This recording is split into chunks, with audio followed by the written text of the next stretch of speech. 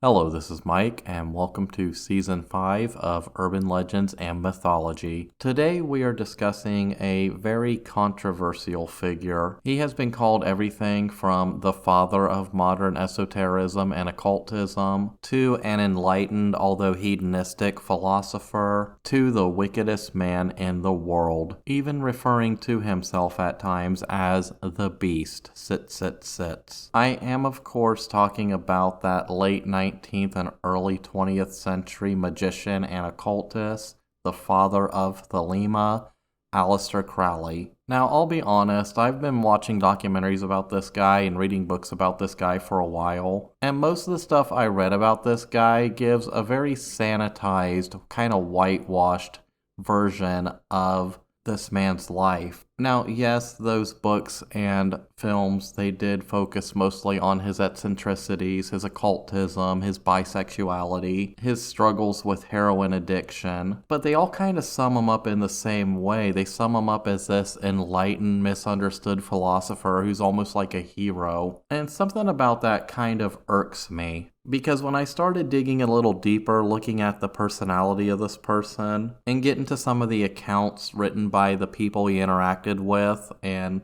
get into the life stories of some of his closest confidants, the true nature of this guy comes out, and he truly does deserve that title as wicked. And not just due to his occult leanings, but due to his very nature as a person. He was notoriously arrogant and cruel and abusive. He was extremely egotistical, extremely petty, and one of the most arrogant guys you could ever imagine. This is a man who squandered 3 inheritances, and when that money ran out, he started squandering the fortunes of his closest confidants. Anybody who trusted him, he abused physically and mentally, and his actions did directly result in at least one death that somebody could rule it as negligent homicide. But at the same time, it can be argued that he was extremely intelligent, he was a visionary. He did become one of the most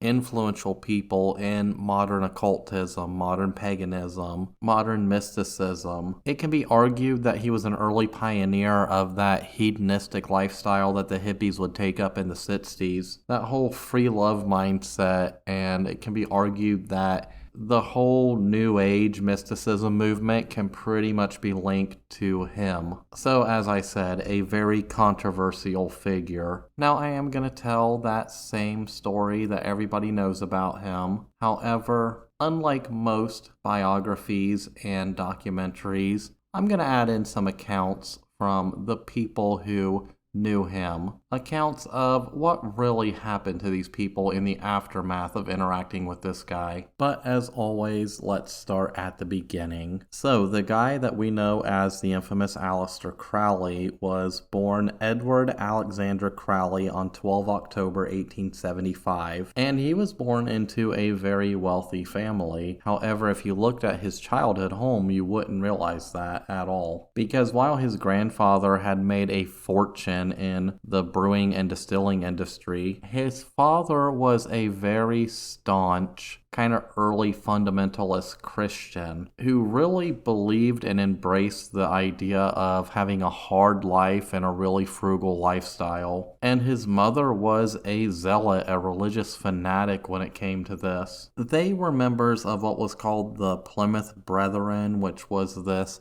ultra evangelical fundamentalist breakaway group who believed in the extremes of Christianity. So they believed that the Bible is the literal word of God. They didn't believe in church hierarchies. They believed that everybody was equal within the church. In relation to this, they didn't really believe in social hierarchies. And his parents pretty much dedicated all of their time and energy to their religion. But this isn't too abnormal for the Victorian era. Remember, the Victorian era was very puritanical at this point. And the modern occultism movements, the spiritualist movements, they were kind of a backlash against that Victorian kind of puritanical mindset of the world. And that cultural backlash against Christianity was starting to really brew in the late 1800s. It was gaining popularity amongst people of high society. But up until about the age of 11, Crowley, he's fully immersed in this church. He thought he was going to follow in his father's footsteps until the age of 11 when his father dies of tongue cancer. And Crowley states that this is a turning point in his life. And it kind of is. He starts acting up in school. He's getting in a lot of trouble. And he starts questioning his teachers on inconsistencies within biblical teachings. For example, he's pointing out the hypocrisies or a lot of things that contradict each other. And naturally, his teachers don't like this because you know how it is with Christians. They don't like being questioned. They just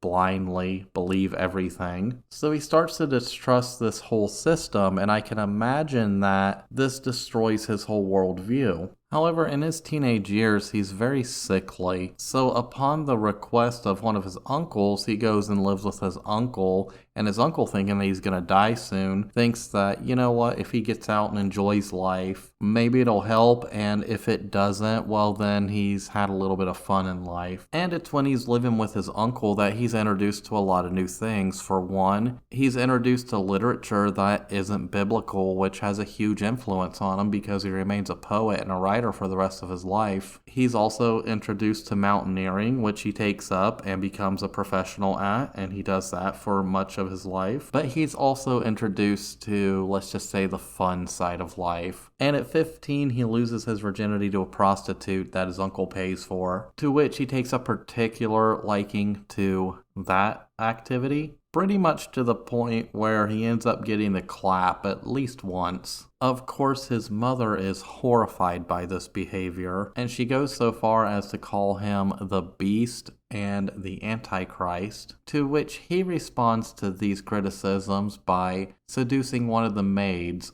on his mother's bed. And he goes on to boast that when his mother found out about this, she was horrified and fired the maid. And he would later go on to boast that that very maid was the infamous Marianne Nichols, or Polly Nichols, the first of the canonical 5 Jack the Ripper victims. But we know this is impossible because in 1888, when Polly Nichols died, Crowley would have only been 13 years old. But that's Crowley's style. He wants to link himself to the infamous killer Jack the Ripper. It's part of that egotism that will come up a lot in his life.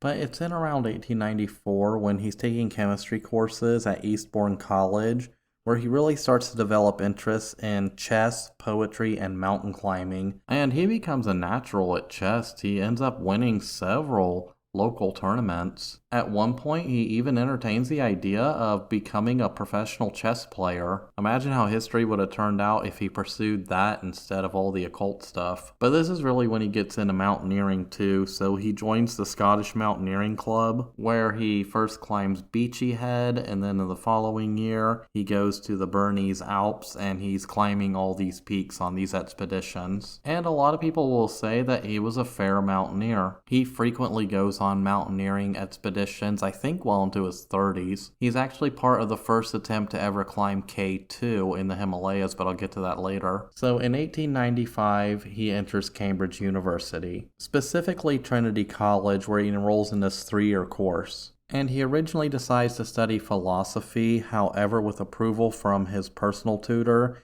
he's allowed to switch to English literature. And at the time, he's not really attending a whole lot of lectures. He spends his time here focused on personal passions, particularly chess. He becomes president of the chess club and spends at least 2 hours a day practicing the game. When it comes to his actual studies, he prefers to mostly do those alone in his dorm room or apartment or whatever he had. And this is where his love for literature and poetry really blossoms. A lot of his early publications come out in these student magazines. And when it comes to his poetry, some of it's good, some of it's bad. It's not super popular during his lifetime, but that's kind of the story of all artists. A lot of the stuff he publishes comes out to mixed reviews, and the runs are fairly short. Me, personally, I think some of his poetry's good. I kind of like it. But I like raw, gritty stuff. But back to Cambridge. So while at Cambridge, every year there's like a summer break or summer holiday, and he uses these to go on these mountaineering expeditions. And these are mostly in the Alps. But he does start to gain a little notoriety amongst the alpine mountaineering community. So he's in college, he's doing pretty well in life. And by this time, he's completely changed his first name to Aleister. He adopts it to satisfy his, quote, romantic ideals. He felt that was a more fitting name for him than Edward. Now, the whole time Aleister is at Cambridge, he is maintaining this vigorous sex life. And he prefers the company of prostitutes, his reasoning behind that mostly being the fact that it's just a transactional thing.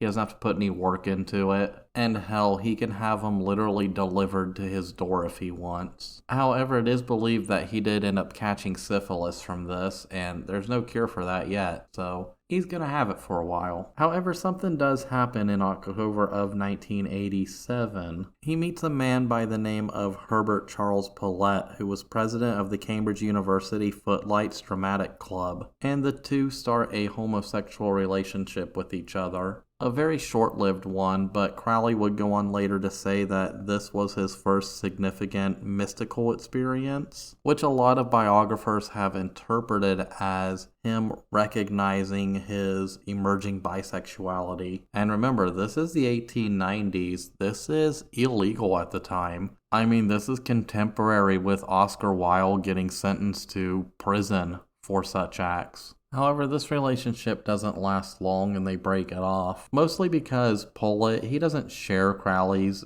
interest in Western esotericism, which is really growing in popularity across Western Europe at the time. And by this time, Crowley has taken a deep interest into the subject matter. And it's also around this time in 1897 where Crowley travels to St. Petersburg. At the time, he was interested in learning Russian, and he was considering a future diplomatic career in Russia. However, this is cut short in October of 1897. He has this illness, and it makes him really question his own mortality, and it causes even a further deep dive into the occult. It's said a few months later, in March of 1898, he first reads the Book of Black Magic and Pacts by A.E. Waite. And then he starts pouring through other occultist books, and he's developing interests in things like alchemy and divination and tarot and scrying.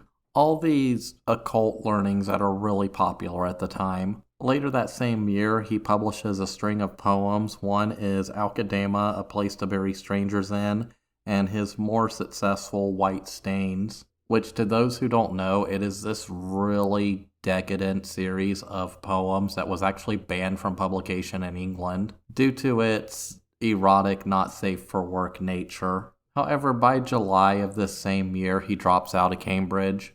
While showing marks as an exceptional student, he just, I guess, loses interest in pursuing his degree there.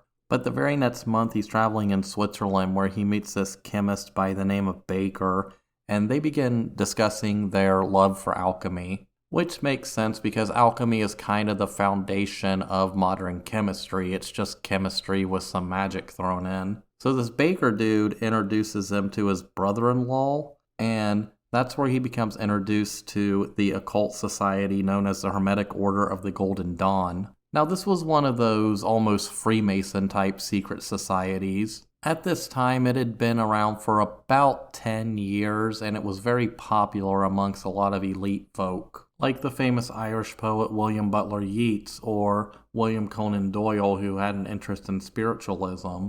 And without going into too deep of detail, the Hermetic Order of the Golden Dawn was a secret society devoted to the study and practice of occult hermeticism. They were interested in things like ritual magic, the finding of oneself. They would have been interested in things like spiritualism and scrying, divination, astral travel, and they would all have their little rituals surrounding whatever they were trying to do. And it's largely argued that this order helped lay a lot of the early foundations of what would become things like Wicca and modern neo-paganism. And I have plans to kind of deep dive into some of these subjects later in the season, so stick around for those episodes. But what they really did not have an interest in was dark magic, demonology. Dark magic was seen as very selfish, and it really went against a lot of their beliefs and teachings. And part of this is why Aleister Crowley was always deemed as somewhat suspicious by the rest of the group. Because Aleister had come off as very arrogant, very brash. He wasn't very popular in the group, and he would start feuds with other group members. And at this time, this order was going through a kind of, I guess you could call it a schism. And Crowley would eventually take advantage of that and basically ruin it for everybody. But I'm getting ahead of myself. So Crowley was admitted to this outer circle of the Golden Dawn. There was an outer circle and an inner circle. And like the neophytes, the new guys, and like the first several degrees, they were all part of this outer circle. And the inner circle was kind of like the masters, the leaders of the group. And it's just like in other organizations, like Masonry, for example, you start out at the bottom and you work your way up through the degrees of the order. And from day one, Aleister, he wants to learn it all. He has this deep love for the occult at this point, and he wants to go through it. So he's progressing through these lower levels. And he befriends this more senior member of the group, a man by the name of Alan Bennett. And he kind of uses Bennett as, for lack of a better term, a mentor. And he was part of this inner circle, this second order, or this inner order. And Aleister, becoming close to this man, saw him as like the embodiment of everything he wanted to be when it came to becoming a spiritual and magical force in the world. And initially, Crowley offers to pay him for his tutelage, but there's this unwritten rule that you didn't accept payment for the teaching of these practices. But Crowley, being wealthy, he kind of has that attitude that he can buy whatever he wants, or he can buy his way into whatever he wants. However, he gets around this by allowing him to live rent-free in this townhouse that he had bought. And Crowley would go on to describe Bennett as a great friend in spiritual seeking. He describes Bennett as an inspiration to work in white magic. He later goes on to state, "He bequeathed to me a beautiful garden, the like of which hath rarely been seen upon earth." So Crowley really admired and looked up to this guy. And it was through this time with Bennett when he would start experimenting with spiritualism involving hallucinogenic drugs. Now, Bennett, seeing no real benefit to this, quickly abandons this practice, but this is something that Crowley takes with him for the rest of his life. I mean, this is probably around the time where he's first experimenting with things like heroin, to which he would become addicted to for the remainder of his life. Of course, Bennett would eventually lose his interest in kind of this white magic that was going on and take up a more spiritual path with Buddhism and yoga. And he would travel to Asia and become hugely influential in bringing kind of those Buddhist practice into England later in life. And that was partially financed in a roundabout way by Crowley, which was probably one of the good things he did in his life. But by 1889, him and Crowley have kind of parted ways. And at this point, Crowley, he's progressed through all these lower levels, and he wants to join that so-called inner circle. However, there's a problem. Crowley is very open about the fact that he's living this libertine, promiscuous, bisexual lifestyle. To be honest, he never tries to hide it. And it's also apparent to a lot of people within the Golden Dawn that Crowley's also interested in dark magic, summoning demons, sexual magic, doing things for very selfish acts. And this was frowned upon by this order. In fact, he was considered very unpopular in the Golden Dawn. And the guys in the inner circle, they refused to extend an invitation to Crowley in order to move up to that next rank and become part of this inner circle. So Crowley, not being able to get a lot of support and not being able to buy his way in, he kind of throws a hissy fit and goes to Paris. Now in Paris, there was another lodge of the Golden Dawn, and it was kind of developed during a schism between the leaders. And the leader of this lodge was a man named Mathers. He was one of the original founders, but this schism had left him to create another lodge in Paris. So he goes to Mathers and is kind of exploiting this schism, and possibly through bribery, he gets him to induct him into this inner circle, effectively graduating him to that next grade. And at this point, it seems like he's trying to enact a coup. So on the orders of this Mathers guy, he goes back to the temple in London, and he's in the temple with this mistress that he has in tow, and they simply go in and change the locks. And he basically tells everybody when they come up that you're not getting in unless you accept me into this inner circle. And if you don't like it, you're basically expelled from the society. And kind of in the ensuing years after this whole incident, a lot of people kind of resign from the society, and these like splinter societies and successor societies take up where the Golden Dawn had left off. But basically, Crowley, with his arrogance, along with this Mathers guy who was also sowing a lot of discord, kind of ruins the whole thing. Now, around the time all this drama is happening with the Golden Order, that's when Crowley, he purchases the Blokskine house in Foyers on the shore of Loch Ness. And he purchases it for a very specific reason. Apparently, it's a great area to do these kind of demonic rituals in. And it's said that in this house, he had kind of two temples. He had a temple that was dedicated towards like white magic, and he had a temple that was dedicated towards dark magic. And he would practice both. And he really got into the practice of trying to summon demons, which he would do frequently throughout the rest of his life. Of course, in 1900, after this collapse of the Golden Dawn, Aleister travels to Mexico City. He starts up a relationship with a local lady, and he starts getting into ceremonial magic. It's said that when he was in Mexico City, he was initiated into Freemasonry, but I don't think there's any hard evidence of that. He's later joined by this fellow mountaineer named Eckenstein, and the two go on these mountain climbing expeditions across Mexico.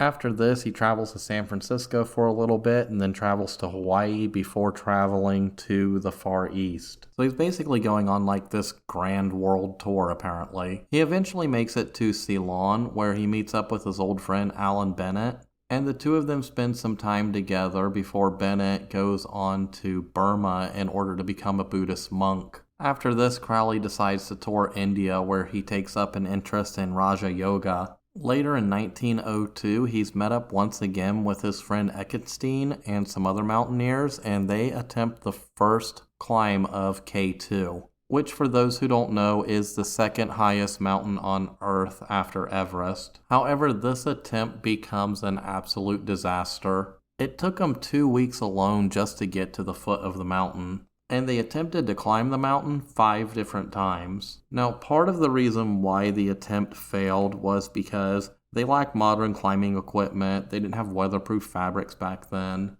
There were very poor weather conditions the whole time. And on top of that, a lot of the guys were sick, including Crowley, who was still suffering from effects of malaria that he contracted earlier in the year. However, despite all that, they did reach 6,525 meters, or 21,407 feet. And they spent 68 days at those high altitudes, which was a record at the time. Nobody had ever done that before. After other members of the expedition came down with various illnesses, they decided to call it and come back. After this, Crowley travels to Paris. He arrives there in November of 1902, and he pretty much stays there until April of 1903, and he's kind of hobnobbing with all these Parisian artists at the time. And of course, the whole time he's on this world trip, he's publishing his poetry. He was a prolific poet and writer. So he returns home to Blokskine House, and shortly after, he marries his first wife. And it's always described as a marriage of convenience. It was to prevent her from marrying someone else who she was betrothed to.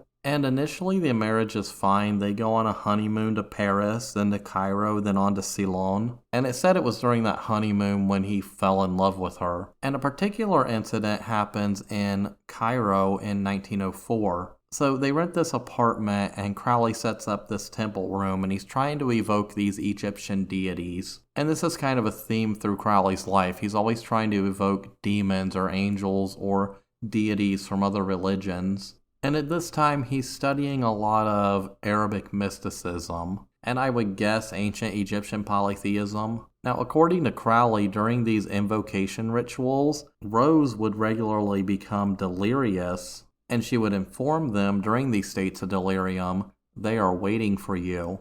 Now, on 18 of March 1904, after a few weeks of this, she explained that they were the god Horus, and on the 20th of that month proclaimed that the equinox of the gods has come. And at this point, Crowley, he's kind of frustrated. He's wondering why these deities are speaking to him through his wife instead of just speaking directly to him. And she later informs him that it's primarily due to his arrogance and his impatience.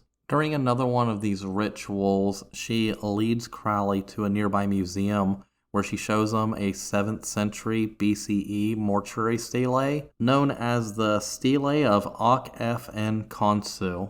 Now, this stele has a depiction of a priest of Montu, and he is presenting offerings to the falcon head of God of Re-Horus of the Two Horizons, which is a synchronetic form of the Egyptian gods of Ra and Horus. Now, Crowley thought this to be very important because when he noticed the exhibit number, the number was 666, the Christian number of the beast. Later, on April 8th of this same year, out of nowhere over his left shoulder, Crowley hears the name Aiwass, which Crowley originally attributed to being a non-corporeal being. He would later state that this entity was different things, from his personal guardian angel to Satan, Baphomet, God, and a messenger of Horus. Now, this messenger effectively tells Crowley that every day for the next 3 days he is to go to this room alone, and he is to pin down everything he hears. And what results from this writing session is his most famous publication, the Book of Lul. However, at the time, he doesn't see it as anything significant. He just basically types out a few copies and sends it off to some occultist and just files it away in a drawer. However, this book becomes the foundation of the religion known as Thelema. So the honeymoon apparently goes well, the couple returns to Boleskine, and on 28 July 1905, Rose gives birth to Crowley's first daughter, named Lilith. And during this time, Crowley's still writing his poetry, he's doing his rituals to summon demons or whatever, and he's having countless affairs and neglecting his wife. And during this time, he's planning an expedition to climb Kanchenjunga, which is a mountain in Nepal. Now, his old climbing buddy Eckenstein, he's not part of this, because around the time of the expedition of K2, Crowley was getting a reputation as being a very reckless mountain climber, and this would become very apparent when he leads this expedition up Kanchenjunga. Now, the thing with this mountain is, it is widely described as the world's most treacherous mountain. It is the 3rd highest mountain in the world, and it has taken many lives. Crowley's attempt at this peak would be an absolute disaster, and a lot of the blame would be placed on him. Now, on this attempt, it's believed they made it up to about 21,300 feet, and they reached this point at about August 31st. However, a threat of an avalanche forced them to retreat back down to what was called Camp 5. On September 1st, some members of the team are alleged to have climbed higher before retreating. And after this, then a bunch of subsequent arguing and increasingly bad weather and an avalanche that killed 3 people, the expedition basically mutinied, and that basically ended it right then and there.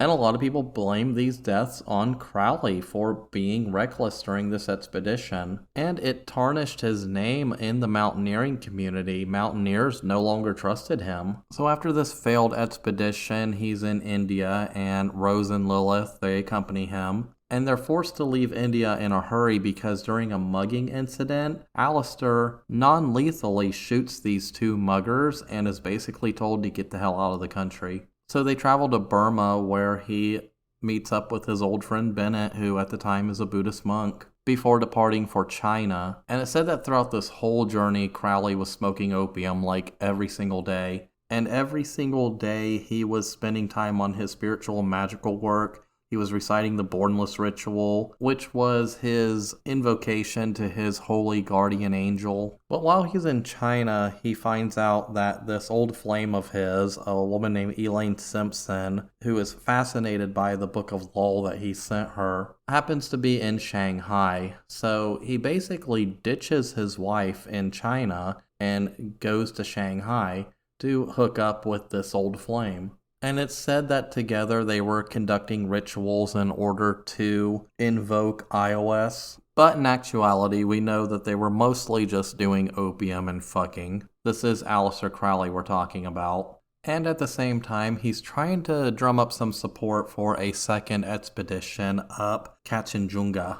However, he is unsuccessful in this, probably because his reputation as a dangerous mountaineer is spreading across the globe at this point. But sadly, a tragedy would strike, so while Aleister was returning to Britain, he gets word that his daughter, Lily, had died from typhoid while they were in Rangoon. And Aleister, in his arrogant, yet albeit grief-stricken way, he blames Rose for this. He literally tells her that if she wasn't such a drunk and if she had cleaned her baby's bottle properly, this wouldn't have happened. It's like big words coming from a fucking heroin addict.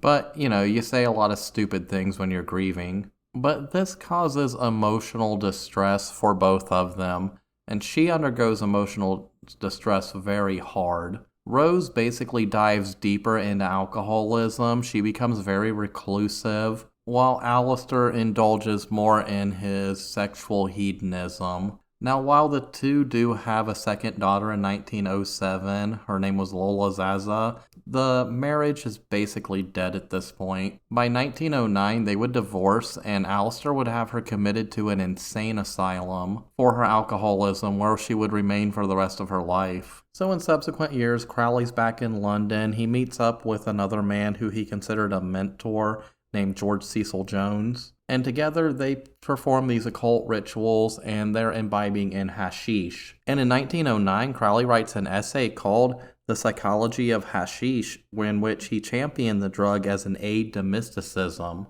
which I can kind of see. A lot of these mystical practices, especially from ancient times that are being revived around this time, would have involved some kind of psychoactive substances. There is some historical fact to that, especially amongst early shamanistic cultures. Now, they weren't necessarily doing cocaine and heroin like Aleister Crowley was, but maybe marijuana, which grows naturally just about everywhere, those could have been used in a lot of those shamanistic rituals back in the day, as well as other things like magic mushrooms, but I digress. But it's also around this time when some other things are happening in Crowley's life. For one, his inheritance is running out. He squandered it all, or at least the vast majority of it. So in order to basically raise money, he starts taking on paying students where he instructs them in the occult and these rituals. He also becomes acquainted to George Montague Bennett, who was the Earl of Tankerville. And Bennett is this very paranoid cocaine addict, and he hires Crowley to protect him against witchcraft, possibly at a very large sum. However, Crowley does recognize that this guy's paranoia is coming from his cocaine addiction, so he helps him kick the habit by taking him to France and Monaco to recuperate. And while that's the only really documented case, I'm sure he was offering these services to other rich people too. Remember, this guy's running out of money and he's got to make a buck. Now, it's through these paying students where he comes in contact with this kind of upper class poet by the name of Victor Newburgh. And Newburgh would become his closest disciple and then long-term sexual partner. And they would actually engage in acts of sadomasochism where Crowley would always take the submissive role at his home in Boleskine, most likely when Rose is just a few rooms away, drowning herself in alcohol. Now, at the end of 1907, this was when Crowley, along with another man, decided to found an occult order which would be kind of the successor to the Hermetic Order of the Golden Dawn. At this time, it had splintered apart and kind of fell apart as a whole. This would result in the Argentunum Asterum, which is Latin for silver star. And it was this mix of these practices from the Golden Dawn along with the emerging ideas and texts that were being codified in Thelema. And then around the same time, Newburgh and Crowley, they're traveling through Algeria. And after performing a mountaintop sets magic ritual and a blood sacrifice, Crowley evokes a demon known as Choronzon. And in Thelema, Choronzon is believed to be the last great obstacle between the adept and enlightenment. Thelemites believe that if he's met with proper preparation, then his function is to destroy the ego. which allows the Lemites to move beyond the abyss of occult cosmology. So it's essentially destroying the ego in order to find spiritual enlightenment. And he perceives this moment to be like the watershed of his magical career. He believes that he has surpassed all the teachings of everybody ever, and he's this great enlightened figure now. But it's when he returns to London in 1910, that's when he really gets shot into, I guess, fame. Because he finds out he's being sued by that Mathers guy from the Golden Dawn for basically publishing their secrets. Now, Crowley, he goes on to win this trial, but it is heavily sensationalized in the media.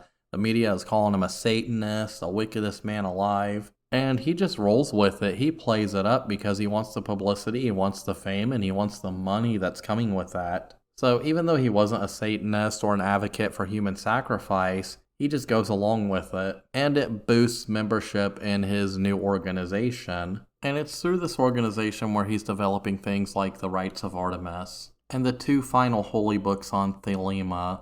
This is where he also meets the first of his Scarlet Women. She was an Australian violinist by the name of Layla Waddell, and he takes her on as a lover while at the same time retaining Newberg as a lover as well. Because he and Newberg, they were in this deep relationship and they were working on this ritualistic sets magic together and having all these experiences. Now, Newberg would actually break off his relationship with Crowley in 1914 because Crowley would, during fights or whatever, use anti-Semitic slurs to bully Newberg, and Newberg just broke it off and was done. But Layla Waddell, she deeply becomes involved with Thelema and the AA. And in her own right, she was an accomplished writer and a powerful magician. It's widely said that she was Crowley's most powerful muse. She inspired numerous poems and numerous chapters in the Book of Lies. And in 1915, at the height of World War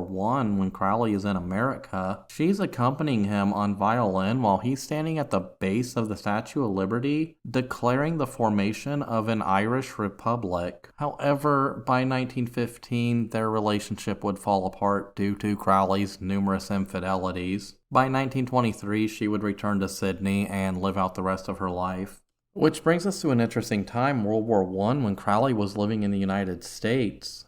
And at this time, he's living hand to mouth. He's living on donations from the AA and from the OTO, which was this other organization that he later becomes a part of. This organization is really big into sets magic, and naturally that's what attracts him to it. Now, in 1914, he basically transfers ownership of the Boleskine House to this MMM, I guess a financial organization. And that July, he goes mountaineering in the Swiss Alps. However, World War I breaks out, so he goes to the United States. He actually sails on the Lusitania to the United States. He's living in a New York City hotel, and he begins earning money by writing for Vanity Fair. He also does freelance work for an astrologer named Evangeline Adams. Now, while he's living here, he's continuing to experience with sets magic, mostly through masturbation and meeting prostitutes and banging dudes in like Turkish bathhouses and stuff. And this is kind of where the myth that he may have been working for like MI5 during the time, or MI6, I get those two mixed up, I don't know which one. British intelligence, let's just say British intelligence. However, there's no confirmation that he ever worked for British intelligence in any capacity. To be honest, when it came to politics, he favored revolutionary politics, anti-Christian political factions. He was fascinated by things like Marxist-Leninism. He later becomes fascinated with Nazism. He's fascinated in political movements which seem to overturn society. I mean, this is a guy who was quoted as describing democracy as an imbecile cult of weakness. This is why he's at the Statue of Liberty giving a speech wanting to declare Irish independence. And this is why he becomes involved in New York's pro-German movement, whose basic purpose was to keep America out of the war. And in January 1915, he's writing for a pro-German propagandist newspaper called The Fatherland, which is dedicated to just that, keeping the U.S. neutral during the war. However, it's all fruitless because once the Lusitania is struck, America is like, you know what? You touched my boats. Don't touch my fucking boats. And Germany's all like, well, what are you going to do about it? And America's like, we'll fucking show you. Of course, after this, throughout World War I, he's traveling around America. He's meeting all these people who are interested in the occult and writing. He's introducing them to Thelema. He's indulging in sex magic. And he pretty much travels around the whole of the United States, most likely living off of his growing fame and the charitable contributions from his followers. By 1920, he arrives back in London and he is destitute. The dude is broke. He's long since blown through his inheritances, and he's blown through a lot of the fortunes of the people who he surrounds himself with. He becomes that broke friend who's always like, hey buddy, I just need like $500, I swear I'll get you back. But then he never does. And a lot of this brokenness is really attributed to the fact that his writings just don't seem to circulate all that well. And Thelema, although it's growing, it's still very niche. It's not an enormous top-down organization that's making a whole lot of money. Of course, he does come under attack from some tabloids, calling him traitorous German scum for his work with Germans in America on that German newspaper. And even though his friends told him, hey, you can sue them for libel, he decided not to do this, probably because he couldn't afford the litigation process. People forget that when you want to sue somebody, it takes money. You got to pay a lawyer to do that work for you. It's also around this time where he is diagnosed with asthma and he's prescribed heroin, to which he quickly becomes addicted, especially now that he has a prescription for it, so he just has a pipeline to heroin whenever he wants. It's after this when he moves to Paris and he's renting a house with whom would become his most famous Scarlet Woman, Leah Hersing. And Aleister is coming up with the idea of creating a community of Thelemites. And along with Aleister, they form the Abbey of Thelema. So they move to Sicily and they rent this, I'll be honest, it basically looks like a crack house. And this becomes essentially their temple, their little commune. Also in tow is their mutual lover, Nanette Shumway, and 3 children who are all dragged to basically live in what can best be described as a cult compound, because in this little compound, Aleister Crowley, he becomes essentially God. His word is his word, what he wants to do is what is done, and that is that. And Leah Hersing was a zealot. She famously wrote, I dedicate myself wholly to the great work. I will work for wickedness. I will kill my heart. I will be shameless before all men. I will freely prostitute my body to all creatures. And that kind of writing really states where Crowley was in his mindset at the time, because at this abbey is where some of the most sick, depraved, insane stuff comes from when we discuss Aleister Crowley. So sexual rituals and human sacrifice were just part of the everyday norm. It was said that Crowley offered a libertine education for the kids, encouraging them to play all day and to watch the various sex acts and rituals and sacrifices. At certain times of the day, they would perform rituals to the sun god Ra, and then every once in a while they would perform the Gnostic Mass.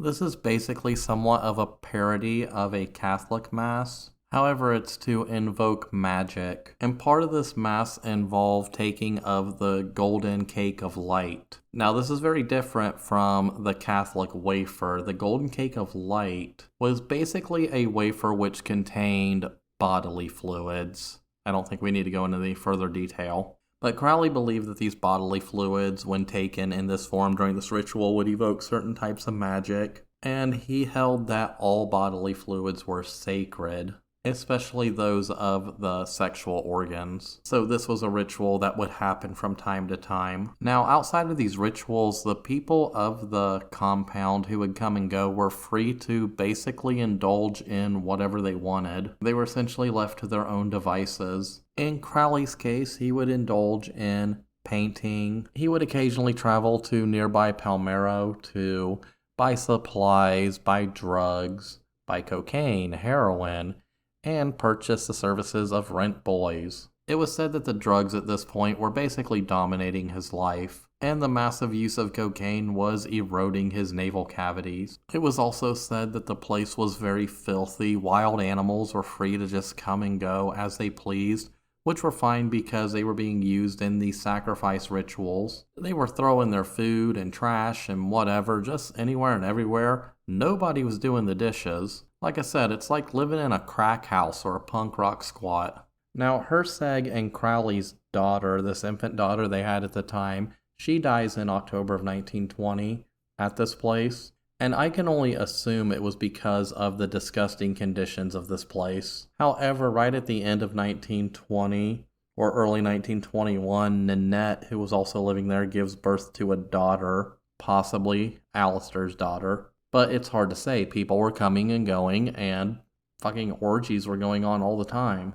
And new followers were showing up at the Abbey all the time. One was American silent film actor Sarah Jane Wolfe. She shows up around July 1920. She literally gives up her Hollywood career as an actress to live at this abbey for 3 years. She becomes Aleister's secretary, and she's involved in Thelema for the rest of her life. And while she was there, she kept numerous diaries, so they offer pretty good day-to-day accounts of the goings-on at the abbey, at least from her perspective. Of course, the wife of another young Thelemite gives a more realistic and less idolized account of what was happening at the abbey. So at this point, Aleister Crowley, he's basically seeing himself as a god, and one of the rules at the abbey is that only he can use the pronoun I. Anybody else who used this pronoun was required to cut themselves with a small razor. So Betty May is this young woman, and she follows her husband, a man named Raoul Loveday, to the abbey.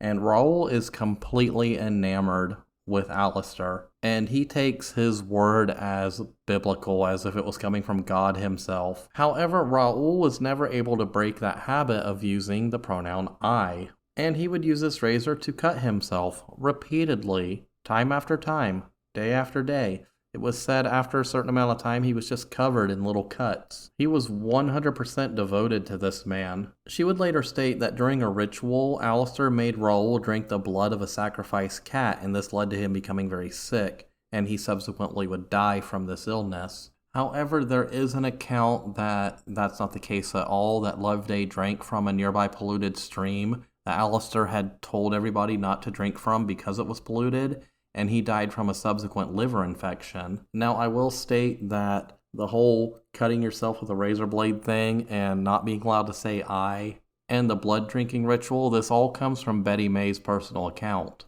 No other accounts really corroborate this story, and I believe Aleister Crowley did try to sue her for libel afterwards, but was unsuccessful because he couldn't afford the fees, the attorney fees in order to sue.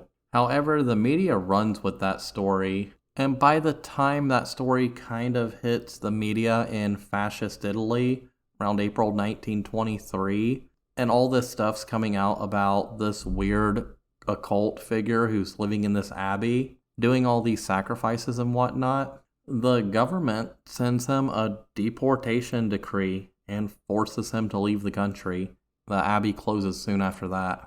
Afterward, Crowley and Herzeg, they go to Tunis, where he's trying to get off heroin. He's been trying to kick the heroin habit for a while, but he's unsuccessful, and he's dogged with poor health. After this, Crowley travels to Nice, France, where he undergoes some operations on his navel cavity from the cocaine use. And they're kind of bouncing back and forth between France and Tunisia as Aleister's taking on these new students, while Herzeg kind of stays in Paris. And these new students are a source of income for him. One of them's wealthy. But he ends up getting the other student, a woman by the name of Dorothy Olsen, pregnant. After this, he takes her back to Paris and calls on Herzeg to care for her. However, she miscarries. And after basically living in poverty and squalor with this man and dealing with all of these sexual partners and whatnot, Herzeg starts to become a little disillusioned and starts to distance Crowley from her life. They eventually split up, and it's said that later Crowley denounces her. Now, at this point in Crowley's,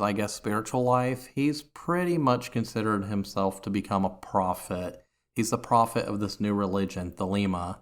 And he's in Germany, where this organization that he was affiliated with, the OTO, they make him the head of the organization. He moves back to Paris, where he separates from Olsen, and he indulges in sex magic with a number of lovers over the next few years. But at the time, he's still pretty much broke. He's still kind of living hand to mouth, mostly living off of the services that he's providing to these students of his, and maybe some dues from the OTO. And in 1928, he publishes one of his most significant works, Magic in Theory and Practice. However, it receives little attention at the time.